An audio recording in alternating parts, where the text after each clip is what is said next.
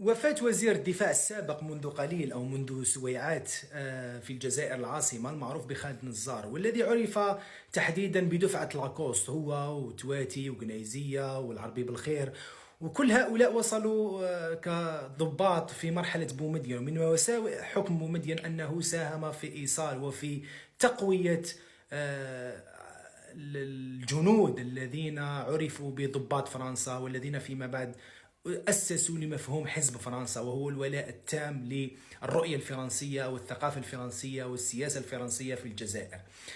خالد نزار وكذلك عرف فيما بعد بالانقلاب الهمجي على الإرادة الشعبية في التسعينات، والتي جاءت بثلاث أحزاب سياسية فازت في أول انتخابات تشريعية برلمانية ديمقراطية حقيقية، وهي الجبهة الإسلامية للإنقاذ، حزب القوى الاشتراكية الأفافاس، وجبهة التحرير الوطني بقيادة مهري. فكانت هذه الثلاثية متمثلة في عباسي مدني، أيت حمد ومهري، هم من فازوا بالانتخابات التشريعية البرلمانية الأولى. ولهذا نرى أنهم كانوا ضد توقيف المسار الانتخابي، كانت فيه مخالفات، مناكفات سياسية، صراع سياسي حقيقي، ولكن رفضوا الانقلاب والهمجية التي قام بها العسكر. ولهذا ذهبوا إلى المصالحة في 92 وكذلك 95، ولكن رفضتها المؤسسة العسكرية آنذاك، لأنها كانت معروفة بتوجهها الفرنكوفيلي المعروف بحزب فرنسا.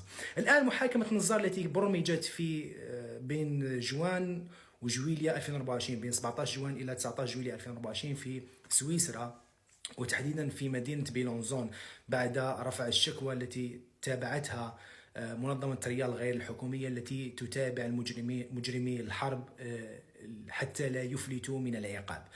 الآن موت نزار، هل قضيته ستنتهي؟ هل قضية نزار أنه ستطوى؟ لا، القضية لا تتعلق بموت أو حياة. حتى لو مات سيكون الحكم النهائي سيصدر، ربما قد يصدر براءة، ولكن كل الأخبار تشير أنه سيكون حكم قاسي جدا، بحكم أنه التهمة ضده هي جرائم حرب وجرائم ضد الإنسانية، وهذه تهمة خطيرة. الحكم سيخرج ربما براءة أو لا، ولكن الذي أرجحه أنه سيكون فيه حكم نهائي عول نزار، حجز كل ممتلكات خالد نزار في سويسرا، يعني حجزت حوالي 3 مليون دولار، ولكن فيه في بنوك أخرى، وكذلك في أوروبا كلها، لأن هذه القضية في الجرائم الحرب تتعلق بكل دول العالم، والمواثيق الدولية تفرض على كل دول العالم أينما كان فيه أي حاجة أو أي رصيد أو أي ممتلكات يتم حجزها بقوة القانون الدولي.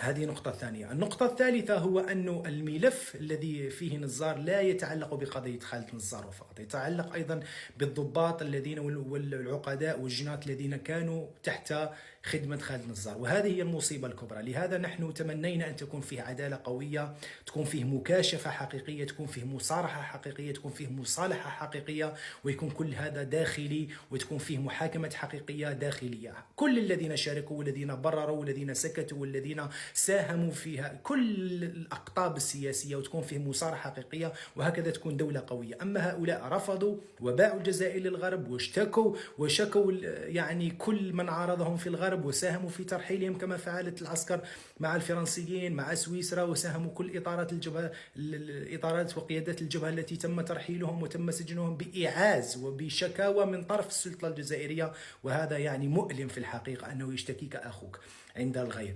فالمحكمة إذا ستصدر الأحكام وتنتقل إلى الملفات الأخرى، وهذه ضربة أخرى مؤلمة للمؤسسة الجزائرية. ولكن للأسف المؤسسة الجزائرية الآن لا يتحكم فيها قضاء نزيه، لا يتحكم فيها عدالة نزيهة، يعني وبمعنى آخر أنه ستنتقل إلى ملفات أخرى. من بين هذه الأسماء المطروحة في ملف نزار سعيد شنقريحة، جبار مهنا، طرطاق، مجاهد، يعني عدة أسماء، وهذه ستسبب مشكلة أخرى، بمعنى أن الملف سينتقل من نزار وستكون أحكام ضده، ستنتقل إلى ملفات أخرى وسيتم أيضا متابعتهم.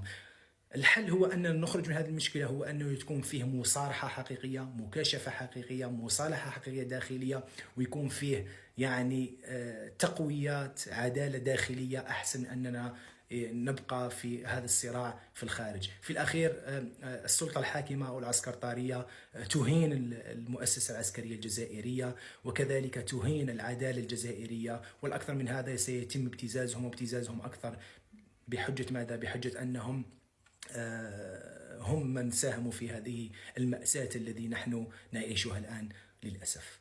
سلام.